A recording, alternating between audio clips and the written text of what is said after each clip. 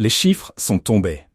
Emmanuel Macron, avec seulement 22% de satisfaction, rejoint François Mitterrand à son plus bas niveau de popularité en 1991. Ce que personne ne vous a dit, c'est que la descente du président Macron est bien plus rapide que prévu, et elle s'accompagne de reproches cinglants de la part de son propre électorat. Vous allez découvrir pourquoi cette situation est sans précédent. Restez avec nous jusqu'à la fin, car vous serez surpris des raisons de ce déclin spectaculaire. Abonnez-vous pour ne rien manquer de nos prochaines analyses politiques en profondeur.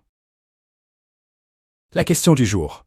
Pensez-vous que le président Emmanuel Macron devrait démissionner? Les dernières statistiques de l'Institut IFOP sont sans appel.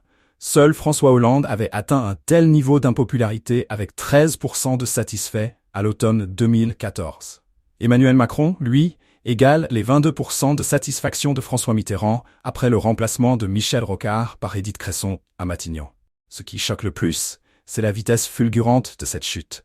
Une perte de 9 points en seulement quelques mois, marquée par l'échec des élections européennes et l'annonce surprise de la dissolution. Ce revirement brutal de la dissolution, incompris y compris au sein de sa propre majorité, est perçu comme un caprice présidentiel. Certains vont jusqu'à comparer Macron à un enfant qui a cassé son jouet ou à monsieur qui dissout parce qu'il ne supporte pas d'être battu aux européennes.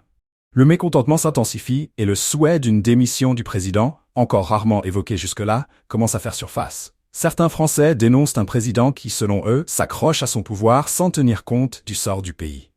Les critiques se focalisent également sur sa gestion des finances publiques. Pour une part croissante de la population, Emmanuel Macron refuse d'endosser la responsabilité d'une dette nationale galopante. Les électeurs, notamment à droite, lui reprochent d'avoir dilapidé l'argent public et d'avoir caché la véritable situation financière de la France. À droite, le président dégringole avec seulement 23% de satisfaits, une chute de 12 points. En parallèle, Macron fait face à un autre grief, plus ambigu, concernant sa position vis-à-vis d'Israël. L'opinion publique semble décontenancée par son manque de clarté sur le sujet. D'un côté, le président appelle à la protection des Israéliens. De l'autre, il semble les lâcher, ce qui irrite une partie des électeurs. Frédéric Dabi, directeur de l'IFOP, souligne que cette ambiguïté est mal perçue dans une France où l'opinion publique est globalement favorable à Israël.